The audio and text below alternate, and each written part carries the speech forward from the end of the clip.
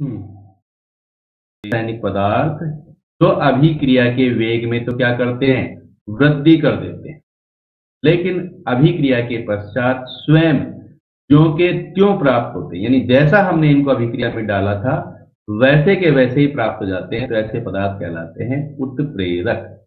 और इस प्रक्रिया को क्या कहते हैं, हम उत्प्रेरण कहते हैं। एक रिएक्शन है, पोटेशियम क्लोरेट का अपघटन करते हैं, पोटेशियम क्लोरेट को गर्म करते हैं, पोटेशियम क्लोरेट होता है 2KClO3, इसको गर्म किया जाता है 653 से, और ये अभिक्रिया होती है 833 केल्विन ताप पर।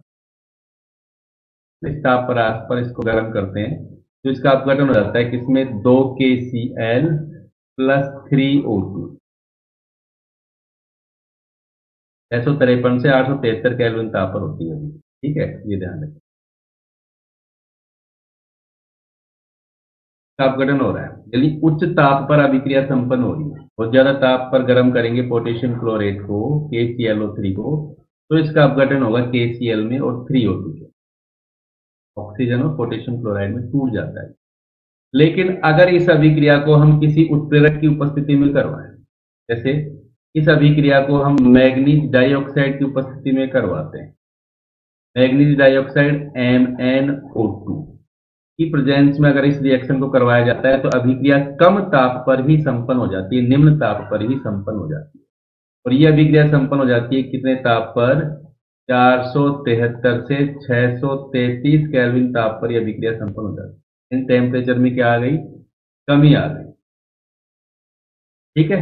कमी क्यों हुई, MnO2 की प्रेजेंस के कारण कमी हुई, यानी MnO2 क्या कर रहा है, अभिक्रिया के वेग में वृद्धि कर रहा है MnO2, इसीलिए अभिक्रिया के वेग में क्या हो गई, वृद्धि हो गई, और अभिक्रिया कम ताप पर ही क्या हो गई, संपन्न हो गई। MnO2 को हम क्या कहते हैं, कैटालाइसिस।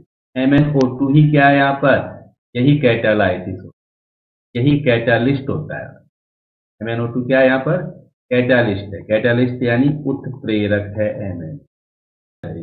अरे नहीं इधर, ये रिएक्शन है, सिंपल रिएक्शन है, ध्यान रखेंगे। पोटेशियम क्लोराइड को जब गर्म करते हैं तो उच्च ताप पर इसका अपघटन होता है, लेकिन जब मैग्नीज डाइऑक्साइड की उपस्थिति में इसको गर्म करते हैं तो निम्न ताप पर ही अभिक्रिया संपन्न हो जाती है, यानी इस अभिक्रिया में मैग्नीज डाइऑक्साइड एक उत्प्रेरक का कार्य करता है, यह अभिक्रिया के वेग में वृद्धि कर देता है। प्रथम बताया था किसने, बर्जीलियस नाम के वैज्ञानिक, ये बर्जीलियस वैज्ञानिक है, इन्होंने ही सबसे पहले ये बात बताई थी उत्प्रेरक के बारे में। इन्होंने ही सबसे पहले कहा था कि ऐसे रासायनिक पदार्थ होते हैं जो अभिक्रिया के वेग में परिवर्तन कर देते हैं, ठीक। ऐसे रासायनिक पदार्थ होते हैं जो उत्प्रेरक की क्षमता को बढ़ा सकते हैं या उत्प्रेरक की क्षमता को घटा सकते हैं, ठीक है ना। कुछ ऐसे पदार्थ भी हैं जो उत्प्रेरक की क्षमता को घटा भी सकते हैं और उत्प्रेरक की क्षमता को बढ़ा भी सकते हैं। ऐसे पदार्थों को क्या कहेंगे, जो उत्प्रेरक की क्षमता को बढ़ाते हैं उनको बोलते हैं प्रेमोटर्स। प्रेमोटर का मतलब होता है वर्धक, क्या कहते हैं इनको, वर्धक यानी प्रमोटर, जो प्रमोट करते हैं अभिक्रिया के वेग में, क्या करते हैं, वृद्धि करते हैं, इनको बोलते हैं क्या अपन, उत्प्रेरक वर्धक। क्या कहते हैं बेटा इनको, उत्प्रेरक वर्धक, प्रोमोटर। प्रोमोटर का मतलब क्या है, उत्प्रेरक वर्धक।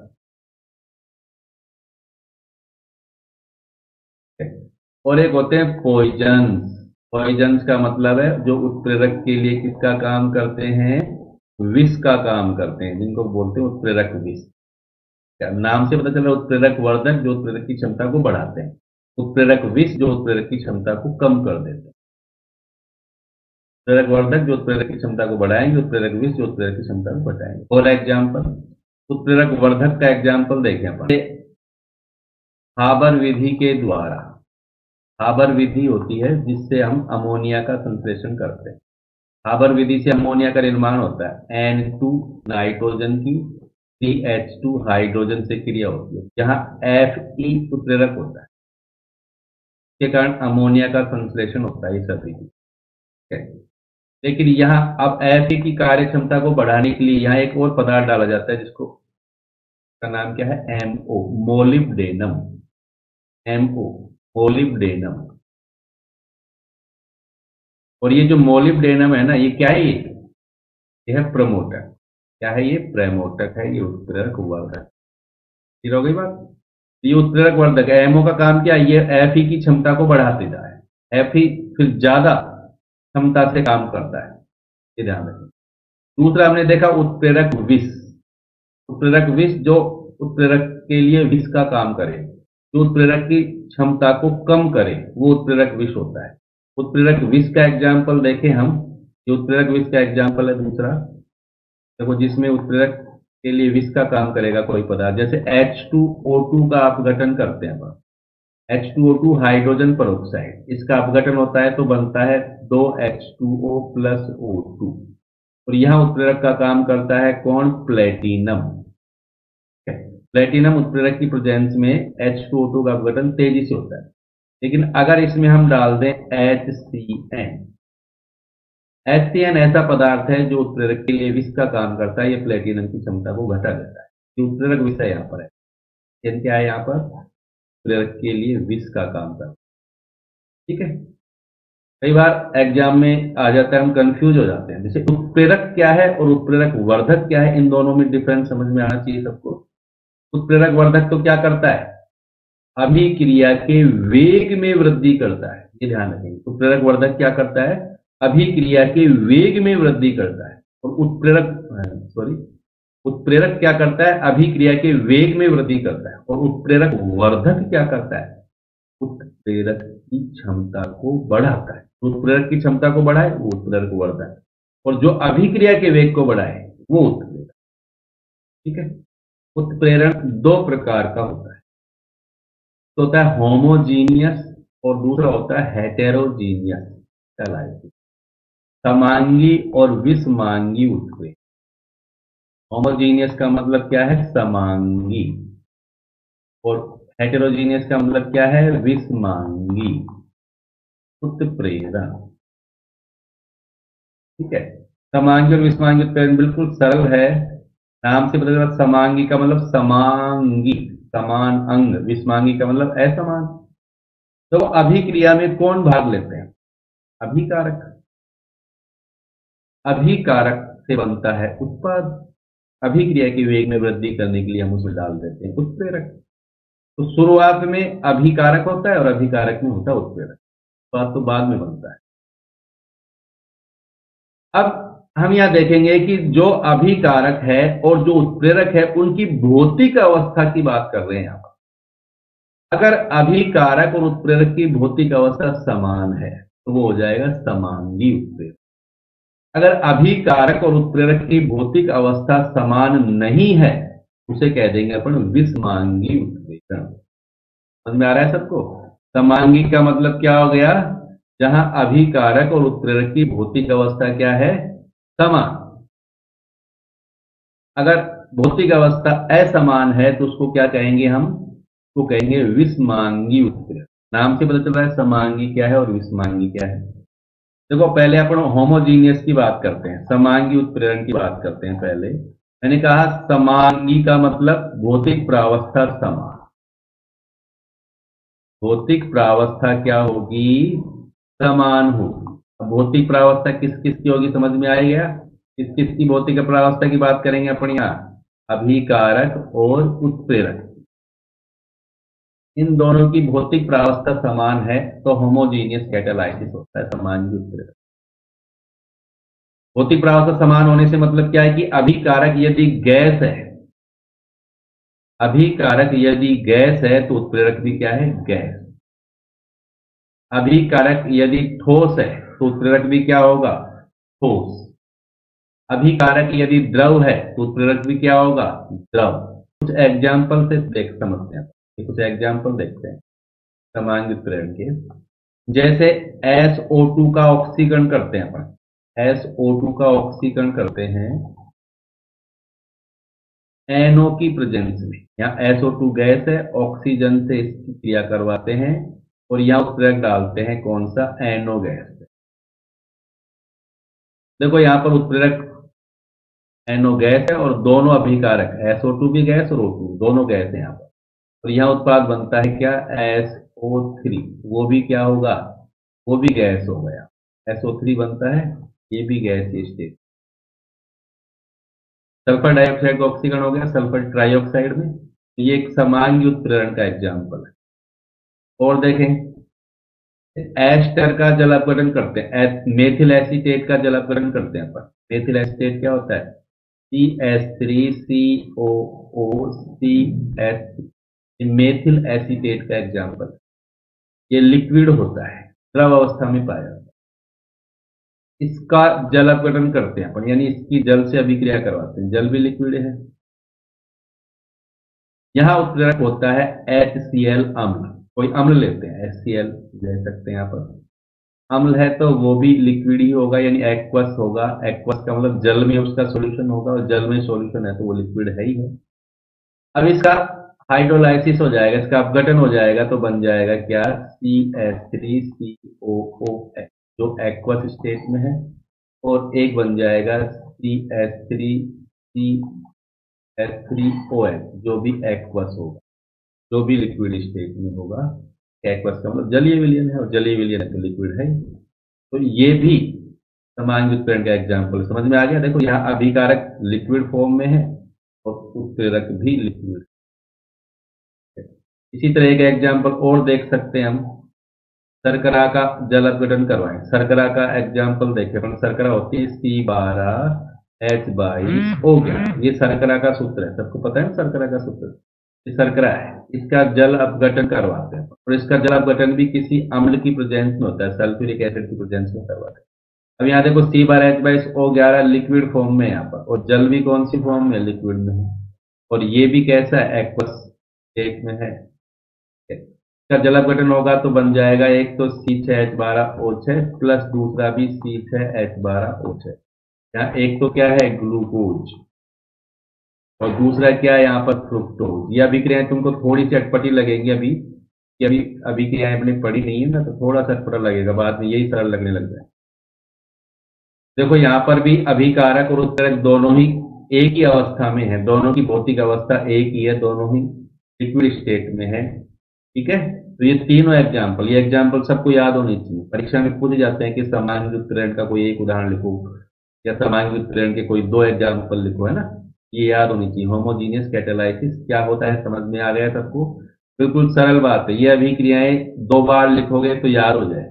अभी आपको थोड़ा सा कठिन लगेगी अभिक्रियाएं, क्योंकि अभी हमने अभिक्रियाओं वाले चैप्टर नहीं पढ़े हैं। जब अभिक्रियाओं वाले चैप्टर पढ़ेंगे और इनसे बढ़िया बढ़िया अभिक्रिया देखेंगे, तो ये अभिक्रिया हमको बहुत सरल लगने लग जाए। यही अभिक्रिया ऐसे लगेंगे तो तुरंत याद हो जाएंगे। ठीक है, दो बार लिखेंगे। पहला एग्जाम्पल देखा हमने, SO2 का ऑक्सीकरण NO गैस की प्रेजेंस में हो रहा है। फिर हमने देखा मेथिल एस्टेट जो एस्टर है, इसका जल अपघटन होता है एक्वस एसिड की प्रेजेंस में, अम्ल की प्रेजेंस में। और फिर शर्करा का अपघटन देखा हमने, जल अपघटन, वो भी अम्ल की प्रेजेंस में होता है। ठीक है, क्लियर हो गई बात सबको? यहाँ तक क्लियर हो गई? जीएस करके जवाब देंगे। और इसका मतलब क्या हो गया कि यहाँ अभिकारक और उत्प्रेरक दोनों की भौतिक अवस्थाएं समान नहीं होती। यदि अभिकारक गैस है तो उत्प्रेरक गैस नहीं होगा, वो ठोस हो सकता है, वो द्रव हो सकता है। इसी प्रकार अभिकारक द्रव है तो उत्प्रेरक, ठीक है, इसी प्रकार अभिकारक गैस है तो उत्प्रेरक। सामान्यतः यहाँ उत्प्रेरक ठोस होता है, ये ध्यान रखिए। हेटेरोजीनियस कैटालाइसिस की हम बात करते हैं तो यहाँ उत्प्रेरक सामान्यतः कौन सी स्टेट में पाए जाते हैं? सॉलिड स्टेट में होते हैं, ठोस अवस्था में। समझ में आ गया? यहाँ पर हेटेरोजीनियस कैटालाइसिस के एग्जाम्पल देखें तो और अच्छा समझ में आ जाएगा। जैसे अभी हमने किया SO2 का ऑक्सीकरण किया, SO2 का ऑक्सीकरण किया, जिसको सल्फ्यूरिक एसिड का फॉर्मेशन करते हैं इस विधि से, इसको बोलते हैं सीसा कक्ष विधि। सीसा कक्ष विधि, लेड चैम्बर प्रोसेस कहते हैं। सीसा कक्ष विधि के द्वारा सल्फ्यूरिक एसिड बनाया जाता है। ठीक है, सीसा कक्ष विधि में SO2 का ऑक्सीकरण करते हैं।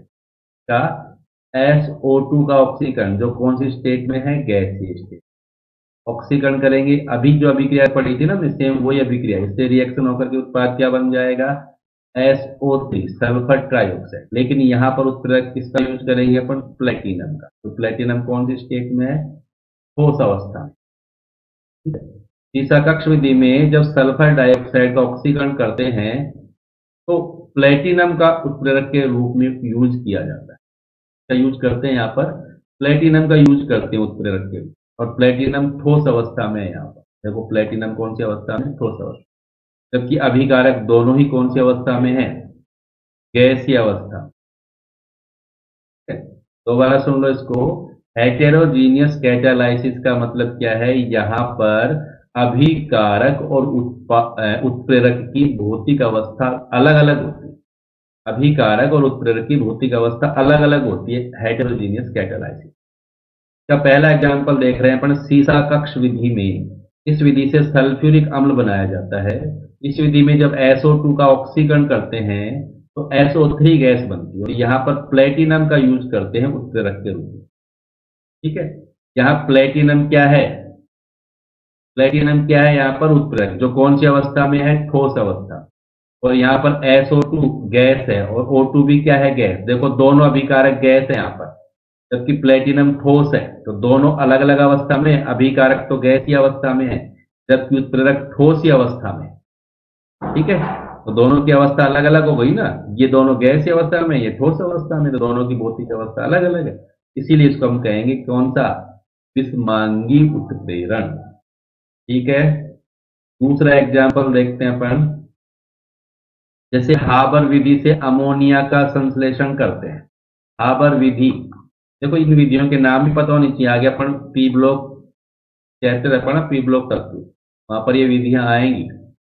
तो हाबर विधि से किया जाता है अमोनिया का संश्लेषण, ये ध्यान रखें। अमोनिया का संश्लेषण नाइट्रोजन से करते हैं। नाइट्रोजन गैस और हाइड्रोजन गैस की क्रिया करवाते हैं तो बनती है अमोनिया, तो बोलते हैं हाबर प्रोसेस। यहाँ पर जो उत्प्रेरक काम में आता है वो कौन है, Fe, जो कौन सी स्टेट में है, सॉलिड स्टेट। अब देखो ये समझ में आ गया होगा सबको। नाइट्रोजन क्या है, गैस, हाइड्रोजन भी क्या है, गैस, लेकिन यहाँ पर जो Fe उत्प्रेरक है वो क्या है, ठोस। ठीक है, नाइट्रोजन हाइड्रोजन जो अभिकारक है वो तो गैस की अवस्था में है, लेकिन जो उत्प्रेरक है वो ठोस अवस्था में है। इसीलिए ये कौन सा एग्जाम्पल हो गया, विषमांगी उत्प्रेरण का एग्जाम्पल। और एग्जाम्पल देखें, जैसे तीसरा एग्जाम्पल देखते हैं अपन। नाइट्रिक अम्ल का निर्माण करते हैं। नाइट्रिक अम्ल का निर्माण करने की विधि का नाम है ओस्टवाल्ड विधि। ओस्टवाल्ड विधि के द्वारा नाइट्रिक अम्ल का संश्लेषण किया जाता है। ठीक है, तो यहां पर जब नाइट्रिक अम्ल का संश्लेषण करते हैं तो अमोनिया का ऑक्सीकरण करते हैं। अमोनिया जो गैसीय स्टेट में होता है तो ऑक्सीकरण करते हैं, यानी इसकी ऑक्सीजन से क्रिया करवाई।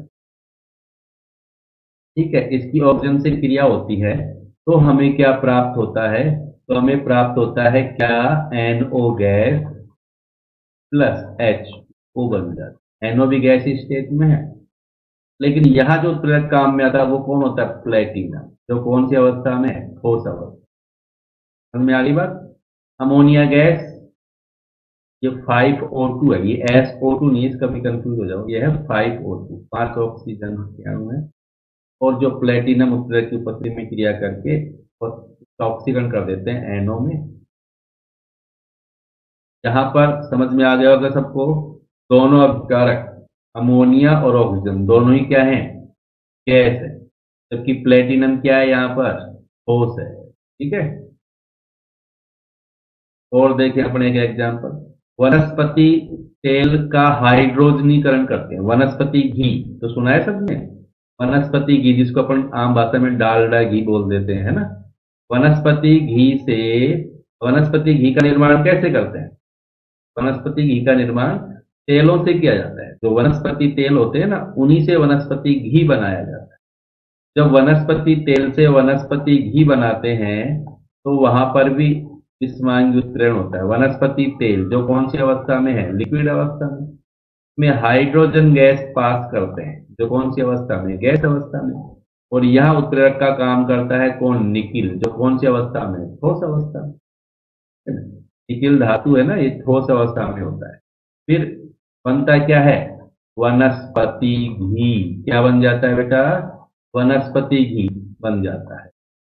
वनस्पति तेल से वनस्पति घी बनाया जाता है, और वनस्पति तेल से वनस्पति घी बनाते हैं तो यह उत्प्रेरक काम कौन लेते हैं, निकिल उत्प्रेरक का काम करता है, जो ठोस अवस्था में है। तो समझ में आ गया चारों एग्जाम्पल। चारों एग्जाम्पल में क्या समानता समझ में आ गई ना। अभिकारक और उत्प्रेरक की भौतिक अवस्था समान नहीं है। यहाँ पर अभिकारक उत्प्रेरक की भौतिक अवस्था क्या है, अलग अलग है। ठीक है, चारों एग्जाम्पल याद होनी चाहिए, ज्यादातर आता है एग्जाम में, ध्यान रखना। विषमांगी उत्प्रेरण कई बार आया हुआ है। विषमांगी उत्प्रेरण क्या है और विषमांगी उत्प्रेरण के उदाहरण लिखो। तो ये उदाहरण सबको लिख करके देखने हैं एक बार, सबको याद हो जाएंगे। ठीक है बेटा, देखो अब विषमांगी उत्प्रेरण की क्रियाविधि की बात करेंगे अपन कि विषमांगी उत्प्रेरण की क्रियाविधि क्या है, किस प्रकार उत्प्रेरक की सतह पर अभिकारक क्रिया करता है, किस प्रकार विषमांगी उत्प्रेरण से अभिक्रिया का वेग बढ़ जाता है। देखो हमने पहले भी कहा था कि विषमांगी उत्प्रेरण में ज्यादातर उत्प्रेरक ठोस अवस्था में ही होते हैं। यहाँ पर देखो चार एग्जाम्पल देखे, चारों में ही उत्प्रेरक की कौन सी अवस्था है, ठोस अवस्था। कौन सी अवस्था है, ठोस अवस्था। तो सामान्यतः जब विषमांगी उत्प्रेरण की बात होती है तो उत्प्रेरक की ठोस अवस्था की बात होती है, या हम कह सकते हैं उत्प्रेरक ठोस अवस्था में होता है विषमांगी उत्प्रेरण की बात। अब विषमांगी उत्प्रेरण से अभिक्रिया के वेग में वृद्धि कैसे होती है उसको देखें हम। तो इसमें तीन थ्योरी देखेंगे अपन। सबसे पहले हम देख रहे हैं कौन सी थ्योरी, यह है ओल्ड एडजॉर्प्शन थ्योरी। कौन सी थ्योरी है, old adsorption theory. Old adsorption theory का मतलब क्या है, यह है प्राचीन सिद्धांत है, प्राचीन अधिशोषण सिद्धांत कहते हैं। ओल्ड एडजॉर्प्शन, प्राचीन अधिशोषण, यानी विषमांगी उत्प्रेरण को अधिशोषण के द्वारा समझाया गया है। अधिशोषण पढ़ा है ना हमने, जल्दी बताएंगे मुझे अधिशोषण क्या होता है।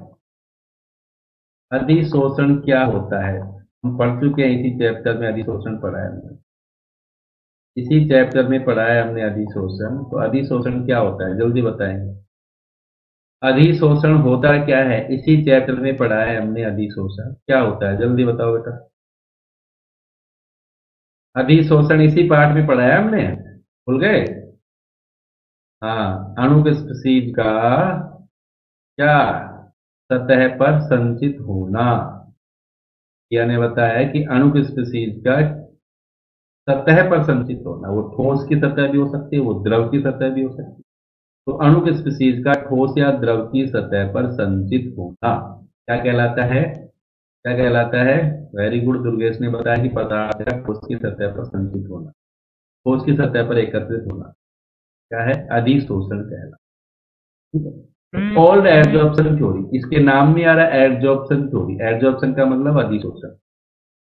ये सिद्धांत क्या कहता है कि अभिकारक के अणु, उत्प्रेरक जो ठोस अवस्था में है, उसकी सतह पर आकर के अधिशोषित हो जाते हैं और उत्प्रेरक की सतह पर अधिशोषित होकर के वो उत्पाद का निर्माण करते हैं।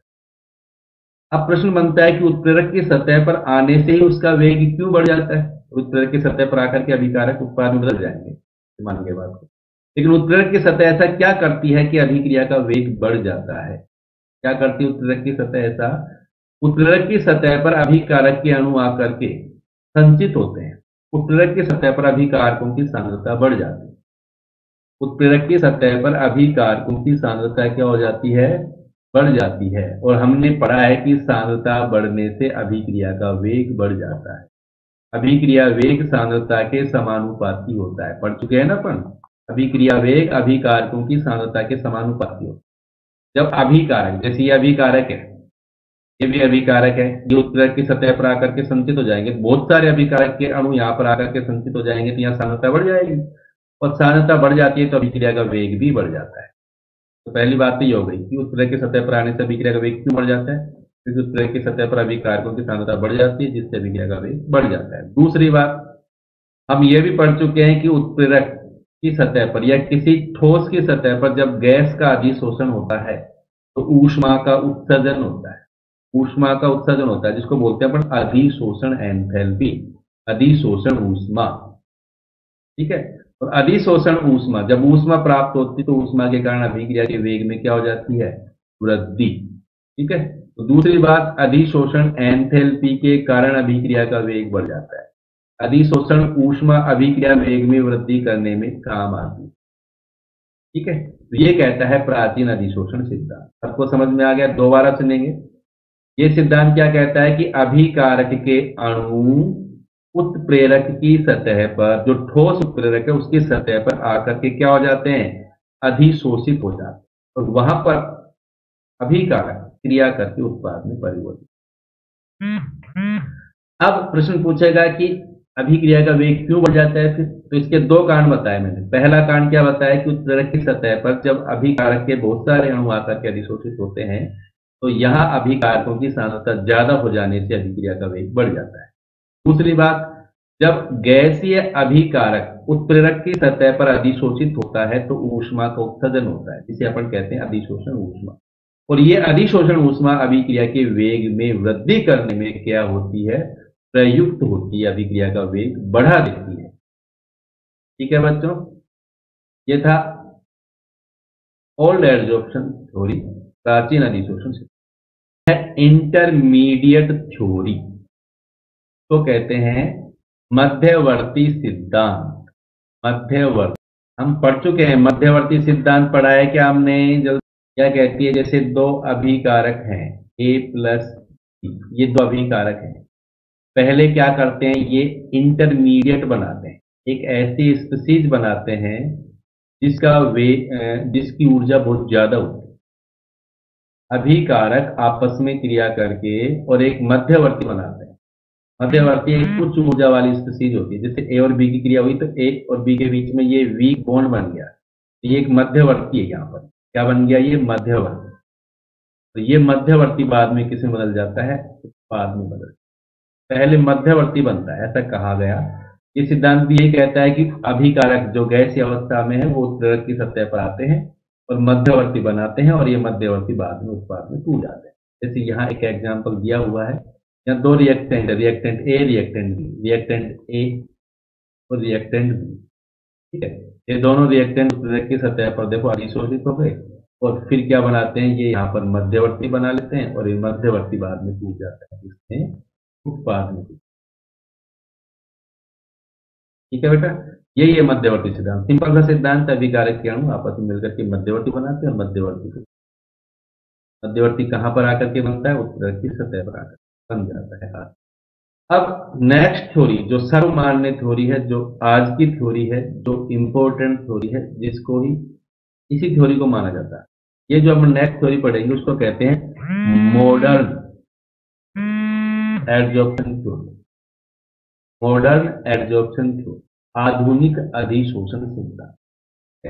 ये आधुनिक अधिशोषण सिद्धांत यही माना जाता है, आज के दिन में अपन इसी को मानते हैं, आधुनिक अधिशोषण सिद्धांत। बिल्कुल सरल सिद्धांत है। देखो, आधुनिक अधिशोषण सिद्धांत क्या है। आधुनिक अधिशोषण सिद्धांत, इस सिद्धांत हमने अभी इससे पहले दो सिद्धांत पढ़े। एक तो हमने पढ़ा प्राचीन अधिशोषण सिद्धांत और एक पढ़ा हमने मध्यवर्ती यौगिक सिद्धांत। उन दोनों को संयोजित करता है, उन दोनों को मिला करके तीसरा सिद्धांत दिया गया है, जिसको अपन कहते हैं आधुनिक अधिशोषण। उन दोनों का संयोग है इसमें। ठीक है, जैसे वो सिद्धांत क्या कहता है, अधिशोषण सिद्धांत की अभिकारक के अणु उत्प्रेरक की सतह पर आकर के अधिशोषित, और दूसरा सिद्धांत क्या कहता है कि अभिकारक के अणु उत्प्रेरक की सतह पर आकर के और मध्यवर्ती का निर्माण।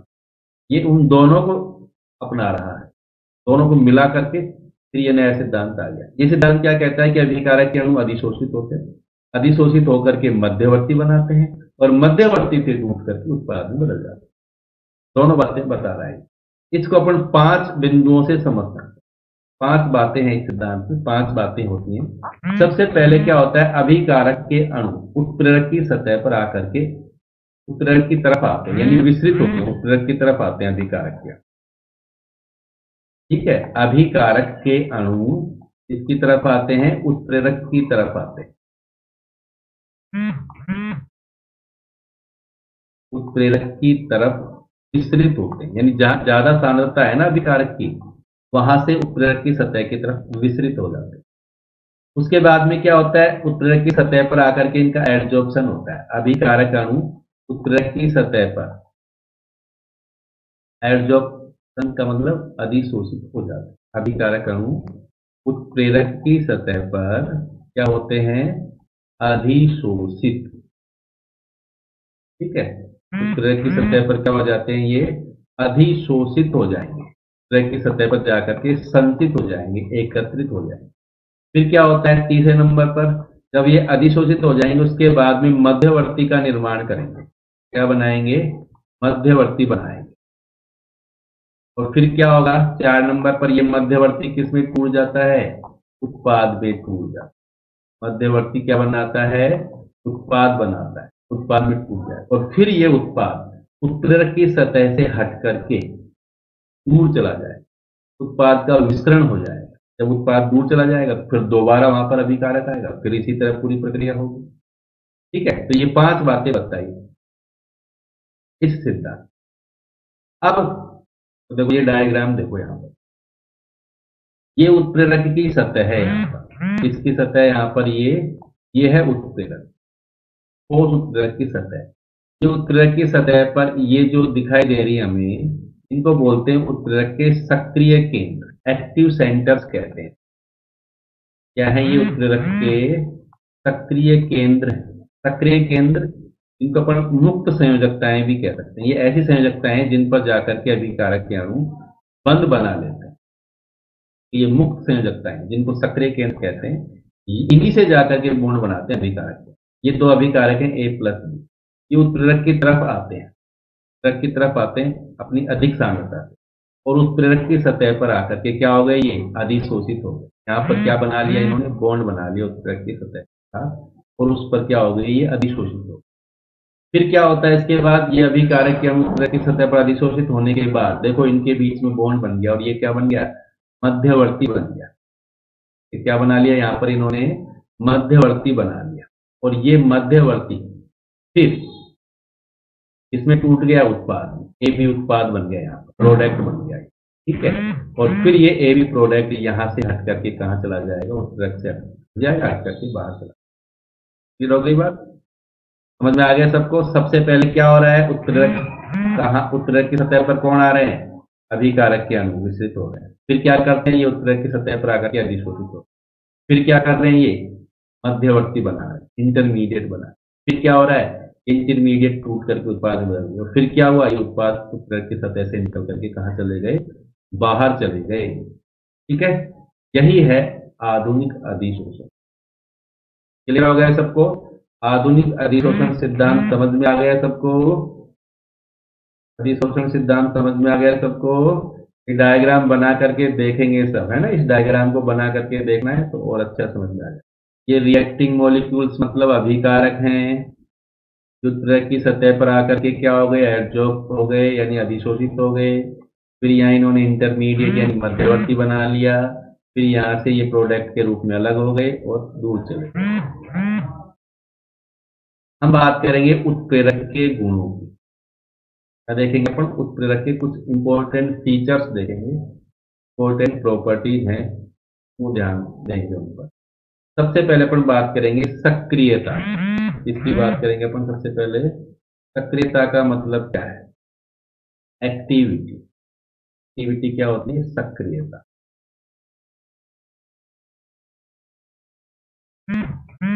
देखो अभी हमने देखा कि उत्प्रेरक की सतह पर अभिकारक के अणु आते हैं, अधिशोषित। अब अभिकारक के अणु उत्प्रेरक की सतह पर अधिशोषित होते हैं, ये सबको समझ में आ गई बात?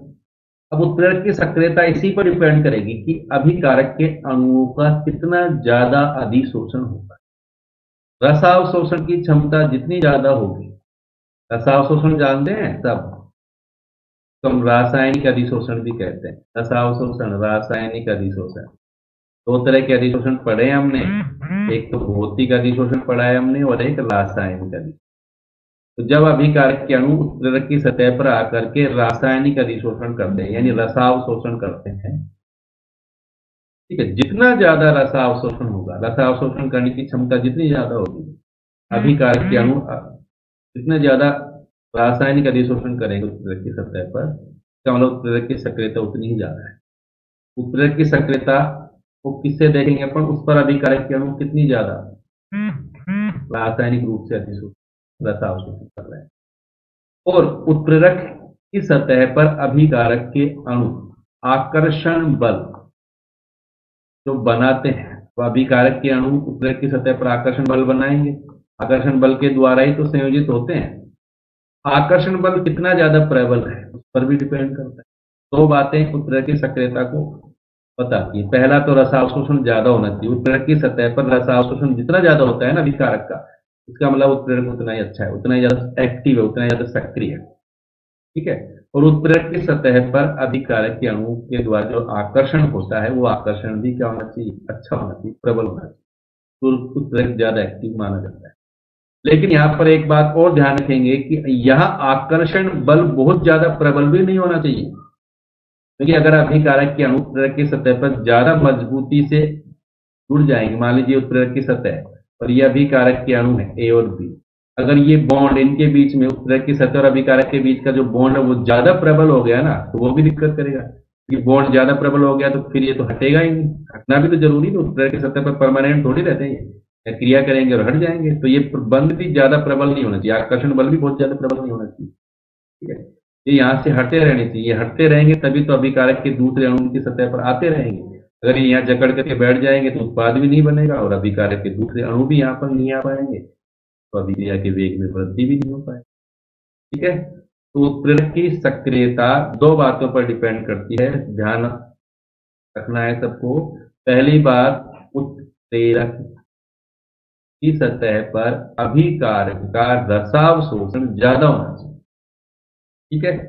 दूसरी बात, उत्प्रेरक की सतह से अभिकारक के अणु आकर्षण बल बनाने से। ठीक है। लेकिन क्या नहीं होना चाहिए, आकर्षण बल बहुत ज्यादा प्रबल नहीं होनी चाहिए। ठीक है। क्यों नहीं होनी चाहिए, क्योंकि उत्प्रेरक की सतह से अभिकारक को हटना होगा, तभी अभिकारक के दूसरे अणु वहां पर आए। क्लियर हो गई बात सबको? यस करके जवाब देंगे अगर समझ में आ गया तो। सक्रियता समझ में आ गई है तो यस करके जवाब देंगे तुरंत मुझे। सेलेक्टिविटी देखते हैं, उत्प्रेरक की सेलेक्टिविटी। सेलेक्टिविटी का मतलब होता है चयनात्मकता या वर्णात्मकता। चयनात्मकता या वर्णात्मक, देखो ये भी इंपॉर्टेंट आया हुआ है एग्जाम में, पर आया था कि उत्प्रेरक की चयनात्मकता या वर्णात्मकता से आप क्या समझते हैं, या सेलेक्टिविटी से आप क्या समझते हैं।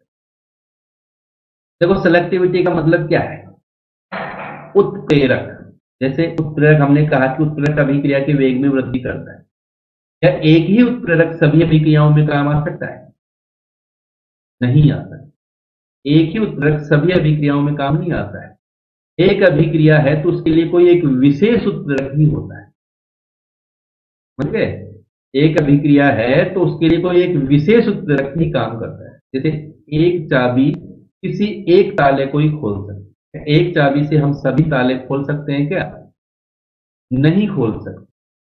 इसी प्रकार एक उत्प्रेरक सभी अभिक्रियाओं में काम नहीं करता है, एक विशेष अभिक्रिया के लिए एक विशेष उत्प्रेरक ही काम करता है। ये ध्यान रखें। इसी को बोलते हैं अपन विशिष्टता, उत्प्रेरक की विशिष्टता, उत्प्रेरक की सेलेक्टिविटी। अब उत्प्रेरक क्या करता है, उत्प्रेरक अभिक्रिया की दिशा, अभिक्रिया किस दिशा में होगी, अभिकारक से कौन सा उत्पाद बनेगा, यही उत्प्रेरक की चयनात्मकता है, यही उत्प्रेरक की वर्णात्मकता। अगर अभिकारक समान है लेकिन उत्प्रेरक अलग अलग हैं तो उत्पाद भी अलग अलग होंगे, ये ध्यान रखें। एक ही प्रकार के अभिकारक हैं लेकिन अगर उत्प्रेरक बदल दिए जाएंगे तो उत्पाद भी बदल जाएंगे, क्योंकि उत्प्रेरक क्या करता है, दिशा निर्धारित करता है, अभिकारक को बताता है कि आपको किस रास्ते पर जाना है। उत्प्रेरक बदल जाएगा तो वो रास्ता भी बदल जाएगा और उत्पाद भी बदल जाएगा। जैसे फॉर एग्जाम्पल देखो, समझ में आ जाएगा तुम्हारे। जैसे कार्बन मोनोऑक्साइड CO, इसकी अभिक्रिया करवाते हैं अपन किससे, हाइड्रोजन। कार्बन मोनोऑक्साइड की हाइड्रोजन से अभिक्रिया करवा रहे हैं, यहाँ 3H2। ये उत्प्रेरक काम में लेते हैं, यहाँ पर अपन निकिल उत्प्रेरक की प्रेजेंस में अभिक्रिया करवा रहे हैं। तो क्या होता है, कार्बन मोनोऑक्साइड की हाइड्रोजन से अभिक्रिया होती है तो बन जाता है CH plus H, methane gas बन गई मेथेन। कार्बन मोनोऑक्साइड की हाइड्रोजन से क्रिया हुई निकिल की प्रेजेंस में तो मीथेन का फॉर्मेशन होता है। अब हम क्या करते हैं, कार्बन मोनोऑक्साइड की हाइड्रोजन से क्रिया करवाते हैं, लेकिन यहाँ उत्प्रेरक बदल देते हैं। यहाँ उत्प्रेरक ले लेते हैं Cr2O3 ZNO। Cr2O3 ZNO की प्रेजेंस में रिएक्शन करवाई जाती है, तो यहाँ पर हमें उत्पाद क्या प्राप्त होता है, CH3O प्राप्त होता है। उत्पाद CH3OH, मेथिल एल्कोहल प्राप्त होता है। क्या बन गया यहाँ पर, मेथिल एल्कोहल प्राप्त हो, एल्कोहल प्राप्त हो। ठीक है, अभिकारक देखो दोनों ही अभिक्रियाओं में सेम है, तो उत्प्रेरक बदल गया। यहाँ उत्प्रेरक निकिल था, यहाँ उत्प्रेरक ZNO है। और तीसरा एग्जाम्पल देखते हैं, कार्बन मोनोऑक्साइड की हाइड्रोजन से अभिक्रिया करवाते हैं, लेकिन यहाँ उत्प्रेरक कौन सा ले लेते हैं, कॉपर ले लेते हैं, Cu उत्प्रेरक ले लेते हैं। देखो क्या होता है, यहाँ पर नया ही उत्पाद बनता है। यहाँ पर बन जाता है HCH, ये उत्पाद बनता है, इसको बोलते हैं फॉर्मेल्डिहाइड। फॉर्मेल्डिहाइड का निर्माण। ठीक है, समझ में आ गया सबको। देखो तीनों अभिक्रियाओं में समानता क्या है, अभिकारक तीनों में ही समान, लेकिन उत्प्रेरक तीनों अभिक्रियाओं में अलग अलग है। और उत्प्रेरक अलग अलग होने के कारण उत्पाद भी क्या हो गए, अलग अलग हो गए। तो उत्प्रेरक क्या कर रहा है, उत्प्रेरक अभिक्रिया की दिशा, उत्प्रेरक ही डिसाइड कर रहा है। देखो यहाँ पर ये जो उत्प्रेरक है ना, यही अभिक्रिया की दिशा को निर्धारित कर रहा है।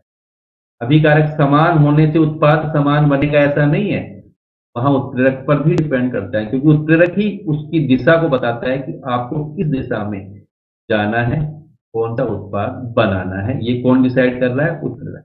तो बोलते हैं सेलेक्टिविटी या वर्णात्मक।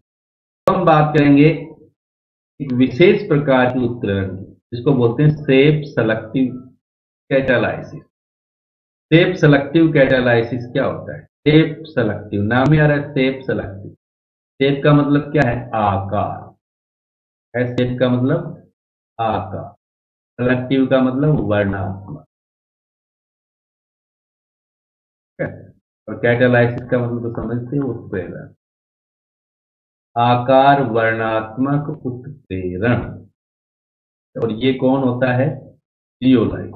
जियोलाइट एक आकार वर्णात्मक उत्प्रेरक का काम, ये भी इंपॉर्टेंट टॉपिक है, ये भी आया हुआ है कई बार है। आकार वर्णात्मक उत्प्रेरक क्या होते हैं, पहले तो अपन ये देखेंगे। ये जो डायग्राम दिख रहा है आपको, ये जियोलाइट के डायग्राम है। जियोलाइट ही आकार वर्णात्मक उत्प्रेरक होते हैं, ये जियोलाइट। अब आकार वर्णात्मक उत्प्रेरक का मतलब होता क्या है, देखो ये जियोलाइट जो है ना, इसकी सतह पर रंध्र है, ये रंध्र दिखाई दे रहे हैं सबको, ये रंध्र है इसकी सतह पर, ये खाली जगह होती है जियोलाइट की सतह पर। यहाँ पर तो क्या, इसको अपन ने बहुत बड़ा चित्र बनाया, बहुत छोटे छोटे रंध्र होते हैं जियोलाइट की सतह पर। इस तरह बहुत सारे रंध्र होते हैं, छोटे छोटे छोटे छोटे छोटे। और ये दूर से देखेंगे ना जियोलाइट को, तो ऐसा दिखाई देता है जैसे मधुमक्खी का छत्ता, जैसे मधुमक्खी के छत्ते पर बहुत सारे रंध्र होते हैं ना, वैसा दिखाई देता है जियोलाइट दूर से।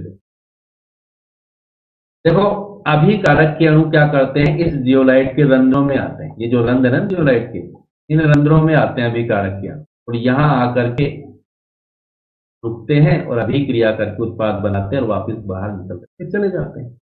अभिकारक के अणु इन रंध्रों में आते हैं, अभिक्रिया करते हैं, उत्पाद बनाते हैं, वापस चले जाते हैं, ठीक, उत्पाद के रूप में निकल जाते हैं। तो इन रंध्रों में आकर के अभिकारक के अणु क्रिया करते हैं। लेकिन इन रंध्रों में क्या सभी प्रकार के अभिकारक आ सकते हैं, नहीं। इन रंध्रों में तो वही आएगा जो इस रंध्र में फिट हो जाएगा, यानी इस रंध्र का आकार और अभिकारक के अणुओं का आकार क्या होना चाहिए, समान होना चाहिए। इसलिए इसको अपन कहते हैं आकार वर्णात्मक, यानी आकार पर डिपेंड करेगा। जियोलाइट जो है ना, उसी अभिकारक के लिए उत्प्रेरक का काम करेगा जिसके अणुओं का आकार और जियोलाइट की सतह पर उपस्थित रंध्रों के आकार में क्या पाई जाती है, समान। आकार समान है तो ही अभिकारक के अणु यहाँ आएंगे, अभिक्रिया करके उत्पाद निकलेंगे, निकल जाएंगे।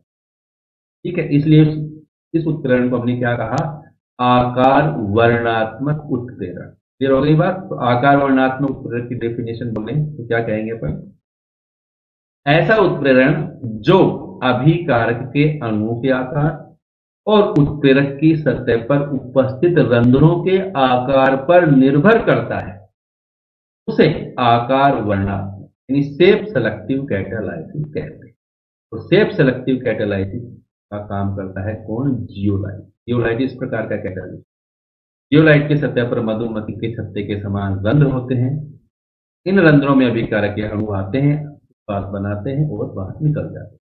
अब जियोलाइट होते क्या है, जियोलाइट कैसे बनते हैं, इसको थोड़ा सा देखें। हमने 11th में एक सिलिकेट टॉपिक पढ़ा था, सिलिकेट। जियोलाइट क्या होते हैं? देखो, जियोलाइट होते हैं एल्यूमिनोसिलिकेट। क्या होते हैं जियोलाइट? एल्यूमिनोसिलिकेट। जियोलाइट एल्यूमिनोसिलिकेट होते हैं। सिलिकेट पाए जाते हैं प्रकृति में, सिलिकेट, एल्यूमिनोसिलिकेट प्रकृति में सिलिकेट होते हैं सामान्य। सिलिकेट में सिलिकॉन के परमाणु होते हैं, लेकिन ये सिलिकॉन के परमाणु Al+3 एल्यूमिनियम के परमाणुओं द्वारा प्रतिस्थापित हो जाते हैं। सिलिकेट के सिलिकॉन परमाणु Si परमाणु एल्यूमिनियम के द्वारा क्या बना लेते हैं? एल्यूमिनोसिलिकेट बना लेते हैं, अपन कह देते हैं जियो। जैसे ये है ZSM5 नाम का जियोलाइट है। जियोलाइट कौन सा है? ये ZSM5 जियोलाइट है। जियोलाइट का नाम है ZSM5। ZSM5 ये जियोलाइट का नाम है। ये जियोलाइट क्या करता है? एल्कोहल को गैसोलीन में बदल देता है। गैसोलीन का उपयोग करते हैं किसके रूप में? ईंधन के रूप में। एल्कोहल होता है, उसको ये ZSM5 जियोलाइट हाइड्रोकार्बन का मिश्रण बनाता है। क्या बनाता है? हाइड्रोकार्बन का मिश्रण। और ये हाइड्रोकार्बन का मिश्रण सीधे ही किसमें बदल जाता है? गैसोलीन में। ये हाइड्रोकार्बन का मिश्रण सीधे किसमें बदल जाता है? गैसोलीन में बदल जाता है। और गैसोलीन किसका काम करता है? ईंधन का काम करता है। तो ये जो चित्र दिखाई दे रहा है ना आपको ग्रीन कलर में, यही है ZSM5 नाम का जियो। ठीक है, ये ZSM5 जियोलाइट क्या काम करता है ये सबको याद होना चाहिए। आया हुआ है ZSM5। एल्कोहल को गैसोलीन में बदलता है, एल्कोहल का हाइड्रोकार्बन में परिवर्तन करता है, हाइड्रोकार्बन का मिश्रण बनाता है, और हाइड्रोकार्बन का मिश्रण सीधे किसमें बदल जाता है? गैसोलीन में। तो उपयोग ईंधन के रूप में किया जाता है। देखो यहाँ पर भी नीचे लिखा हुआ है एल्कोहल ZSM5, इसका डिहाइड्रेशन करता है तो हाइड्रोकार्बन का मिश्रण बन जाता है। ठीक है, एक बार आया हुआ है कि एल्कोहल का निर्जलीकरण करके हाइड्रोकार्बन का मिश्रण बनाने के लिए या गैसोलीन बनाने के लिए कौन से जियोलाइट का उपयोग करते हैं, उसका नाम लिखो। ठीक है, समझ आ रही बात? ये ध्यान रखेंगे। इसके अलावा जियोलाइट का उपयोग करते हैं वाटर की सॉफ्टनिंग करने में, कठोर पानी को मृदु पानी में बदलने में। जो कठोर पानी होता है, जो पीने योग्य नहीं होता है, उसको पीने योग्य पानी में बदलने के लिए तो उपयोग करते हैं जियोलाइट का उपयोग करते हैं। ये पानी का प्योरिफिकेशन करता है। जो आरओ आता है ना, आरओ वाटर प्योरिफिकेशन करने के लिए आरओ का यूज करते हैं, वहां पर हम जियोलाइट का उपयोग करते हैं। ये ध्यान रखें, कठोर पानी को मृदु पानी में या पानी का प्योरिफिकेशन करने के लिए भी जियोलाइट का यूज किया जाता है। अब हम नेक्स्ट टॉपिक की बात करेंगे जिसको बोलते हैं एंजाइम कैटालाइसिस। देखो, अब एक तो हमने पढ़ा उत्प्रेरक, उसके बाद में पढ़ा हमने आकार वर्णात्मक। अब तीसरा टॉपिक है यहाँ पर एंजाइम उत्प्रेरक। एंजाइम कैटालाइसिस का मतलब एंजाइम उत्प्रेरण, और एंजाइम उत्प्रेरण से आप परिचित होंगे।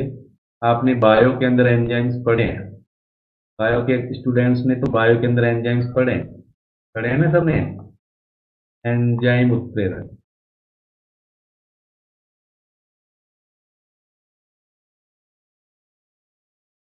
एंजाइम ऐसे पदार्थ होते हैं जो हमारे शरीर में या पादपों के शरीर में या अन्य जंतुओं के शरीर में जो रासायनिक अभिक्रियाएं होती है ना, उनमें उत्प्रेरक का कार्य करते हैं।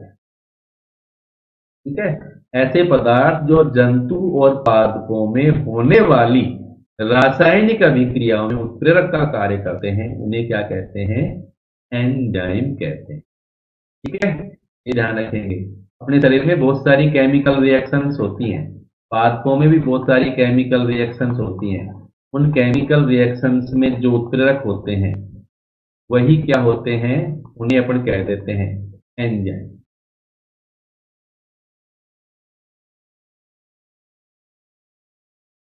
ठीक है, ये जंतु और पादपों के शरीर में उत्प्रेरक का कार्य करते हैं।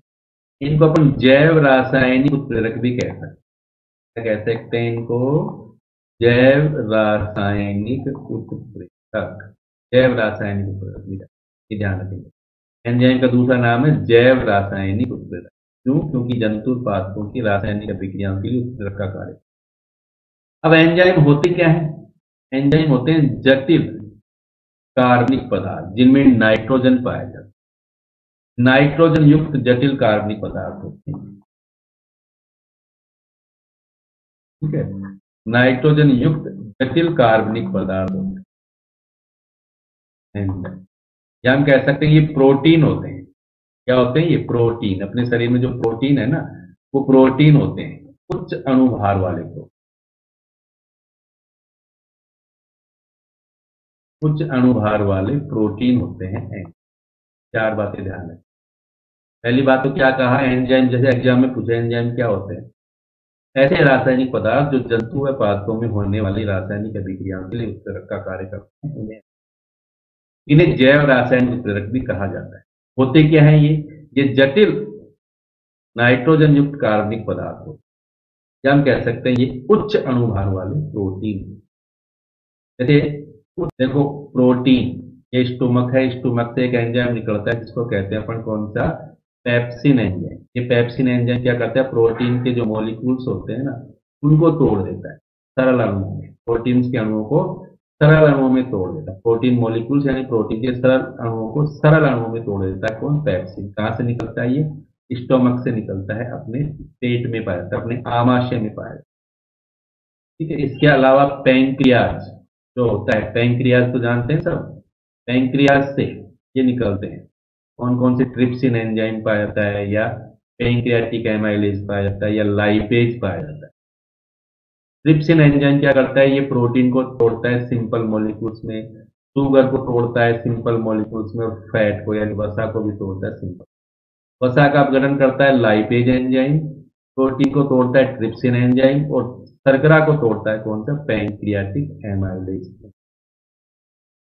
ठीक है, ये बायो में पढ़ते हो तुम। बायो में तुम्हारे सारे आएंगे। नहीं पढ़ा, पढ़ लिया होगा तो नहीं आए, ध्यान होंगे, और नहीं पढ़ा होगा तो 12th क्लास में पढ़। ठीक है, जो काम आते हैं विभिन्न रासायनिक अभिक्रिया। सबसे पहले अपन देखें इन्वर्टेज एंजाइम। इन्वर्टेज एंजाइम क्या काम करता है? ये एंजाइम शर्करा का अपघटन करता है। शर्करा C12H22O11 का अपघटन करता है ग्लूकोज में और फ्रुक्टोज में। तो कहते हैं अपन इन्वर्टेज। ग्लूकोज और फ्रुक्टोज में तोड़ देता है। ग्लूकोज का सूत्र भी C6H12O।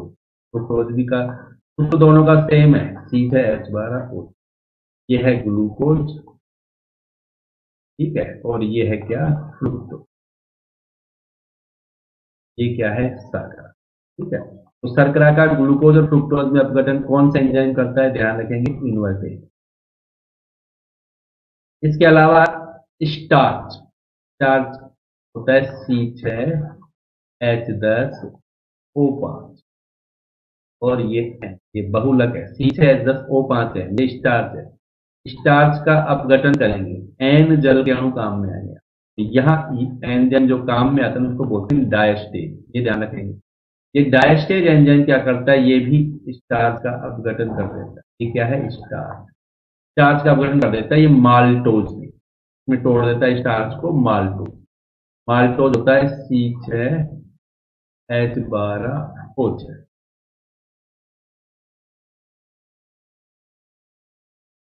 माल्टोज C12H22 हो गया। ये माल्टोज का सूत्र है। देखो, माल्टोज का भी वही सूत्र है जो शर्करा का सूत्र है। ये सब कार्बोहाइड्रेट होते हैं, तो ये सारी बातें समझ में आ जाएंगी। एक चैप्टर पढ़ेंगे ऑर्गेनिक केमिस्ट्री में, बायोमोलिक्यूल, वहां पर पढ़ेंगे इन सब के बारे में। ठीक है, अभी तो तुम्हें थोड़ा ध्यान रखना है इनके बारे में। स्टार्च C6H10O5 एंड इसका जल अपघटन होता है, ये टूट जाता है किसमें, माल्टोज में टूट गया बेटा, माल्टोज गया। इसके अलावा एक एंजाइम होता है माल्टेज। माल्टेज एंजाइम क्या करता है, ये माल्टोज का अपघटन करता है। माल्टेज एंजाइम माल्टोज का अपघटन, देखो एंजाइम का जो नाम है ना वो एंजाइम का देखो माल्टेज, और ये क्या है, माल्टोज। माल्टोज पर काम कर रहा है इसलिए उसका नाम रख दिया माल्टेज। ये माल्टेज एंजाइम इसको तोड़ देता है, इसका जल अपघटन कर देता है। जल अपघटन का मतलब H2O से क्रिया होगी, तो तोड़ देता है C6H12O6 के दो टुकड़ों। ये C6H12O6 क्या है, ग्लूकोज। यानी माल्टेज एंजाइम माल्टोज का ग्लूकोज में अपघटन कर देता है। माल्टेज एंजाइम माल्टोज का ग्लूकोज में अपघटन कर देता है, ये ध्यान रखें, ठीक है। इसके अलावा ग्लूकोज जो है, यहाँ एक एंजाइम काम में आता है जिसको बोलते हैं जाइमेज। जाइमेज एंजाइम, ये जाइमेज एंजाइम क्या करता है, ये एंजाइम सुना होगा आपने, ये ग्लूकोज का अपघटन करता है। जाइमेज एंजाइम का अपघटन करता है ग्लूकोज का, इसमें एल्कोहल में। जाइमेज एंजाइम ग्लूकोज को किसमें तोड़ देता है, एल्कोहल में, C2H5OH प्लस CO। C2H5OH कौन सा एल्कोहल होता है, एथेनॉल। ये इंपॉर्टेंट है, ध्यान रखेंगे, आया हुआ है एग्जाम के अंदर। जाइमेज एंजाइम, जाइमेज एंजाइम ग्लूकोज को किसमें तोड़ता है, एल्कोहल में।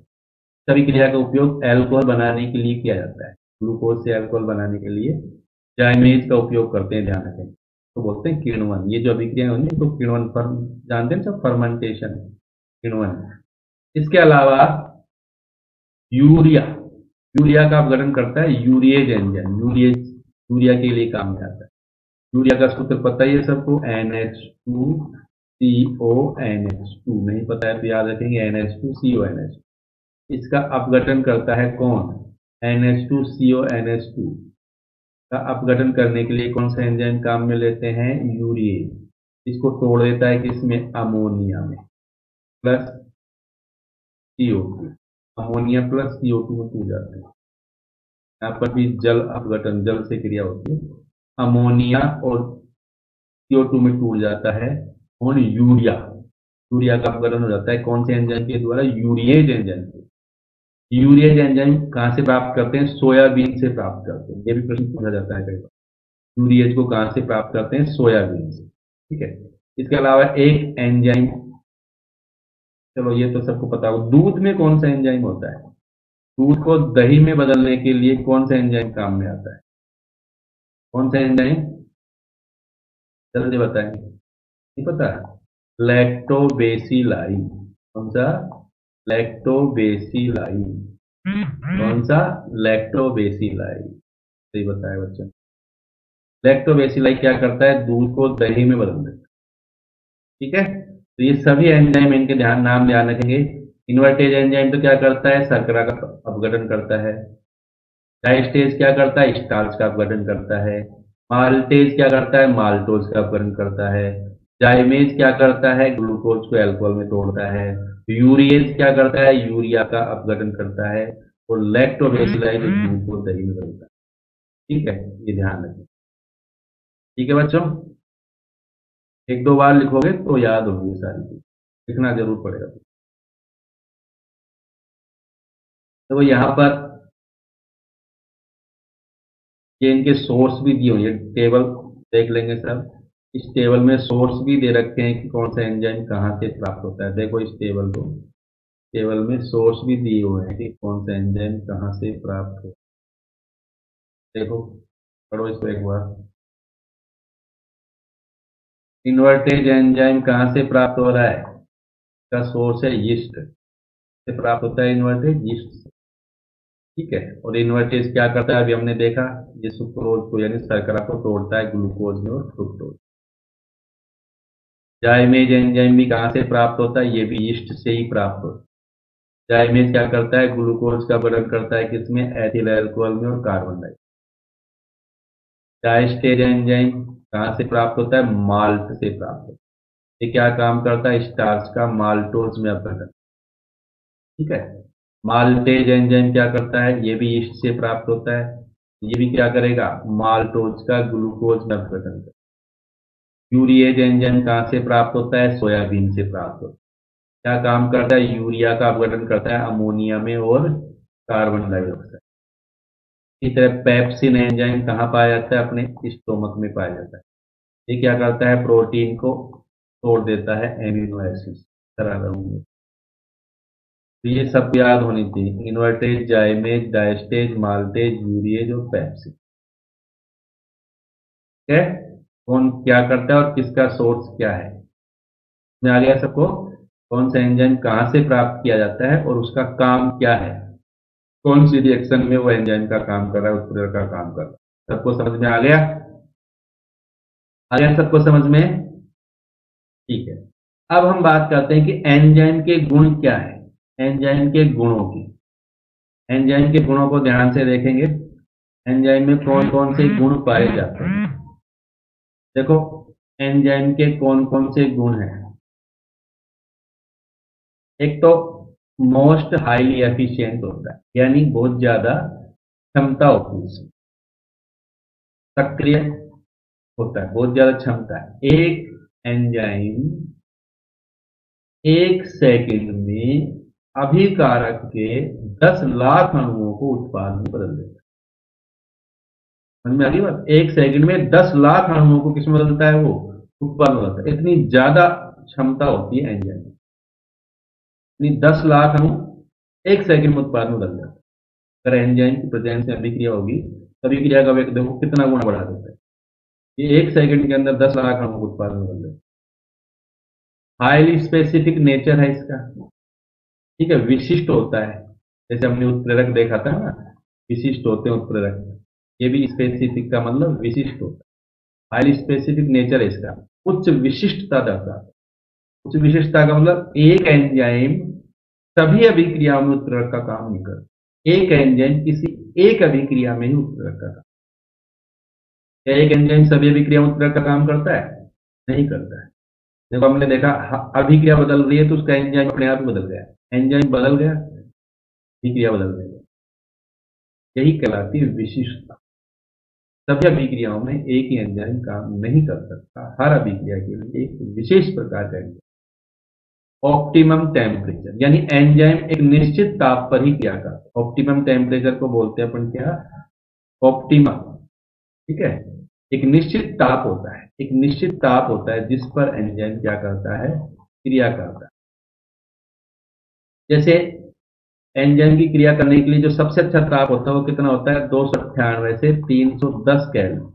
298 से 310 केल्विन ताप पर एंजाइम सबसे ज्यादा क्रियाशील है। इस ताप पर एंजाइम की क्रियाशीलता ज्यादा है, तो इष्टतम ताप कहते हैं हिंदी में, बिल्कुल सही।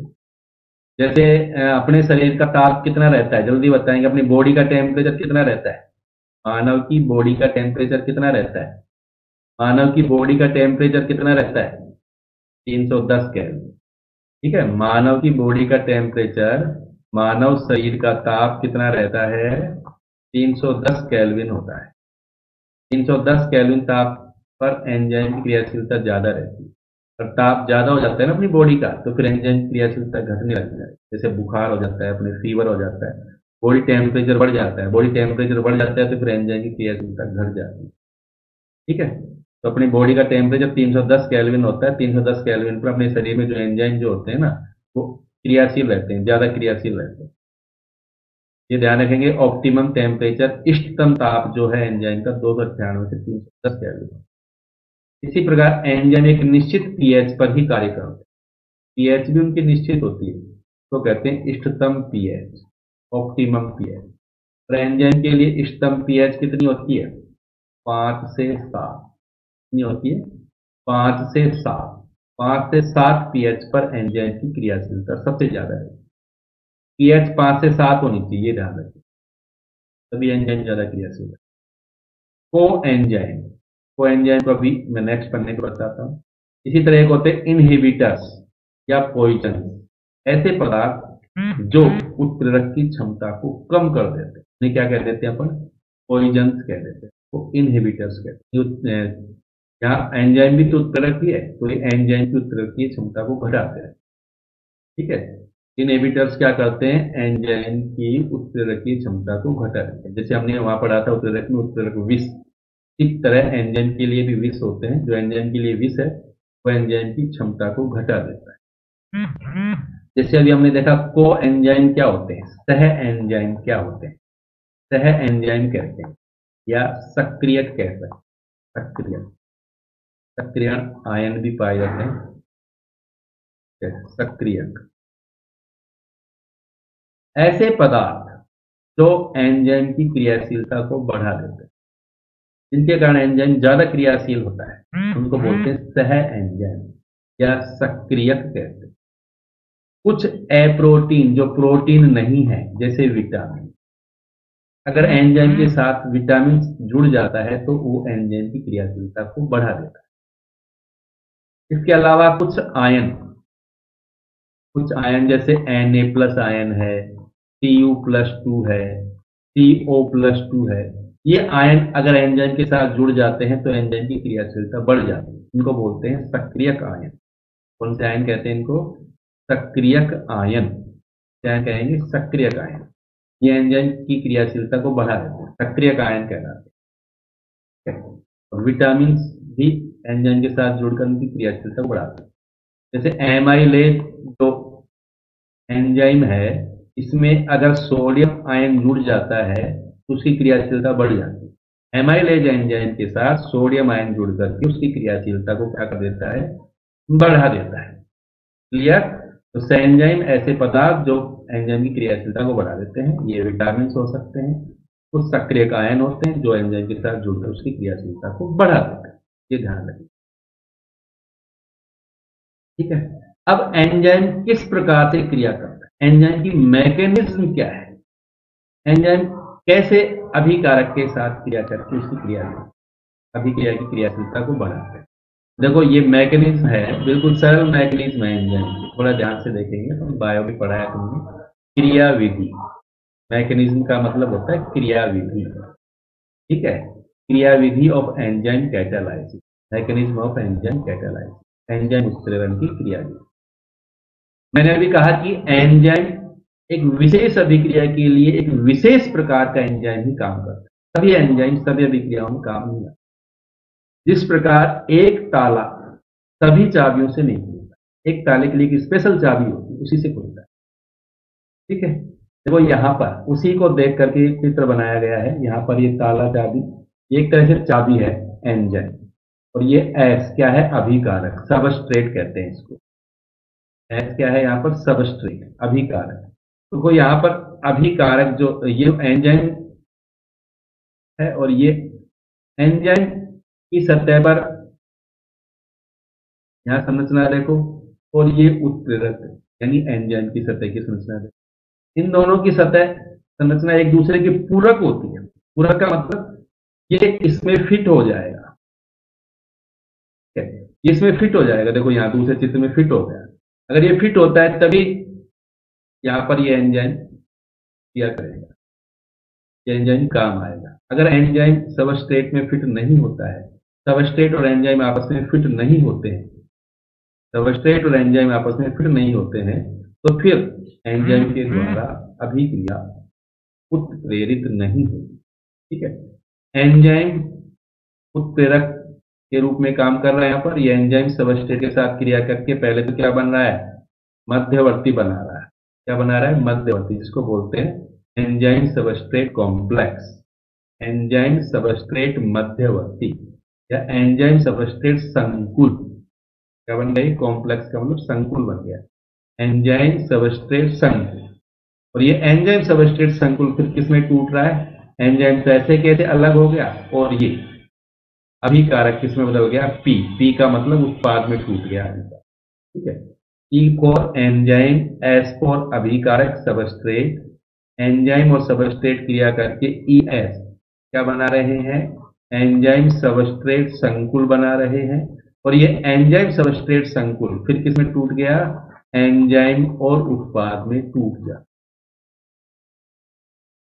ठीक है, इस तरह एंजाइम अभिक्रिया को उत्प्रेरित करते हैं। को समझ में आ गया? एंजाइम की सतह पर, दोबारा सुनेंगे, मैं दोबारा समझा देता हूं आपको। एंजाइम की सतह पर क्या होते हैं? रंध्र होते हैं। ये बात ध्यान देना, एंजाइम की सतह पर कोटर होते हैं। रंध्र भी कह सकते हैं अपन इनको, कोटर भी कह सकते हैं।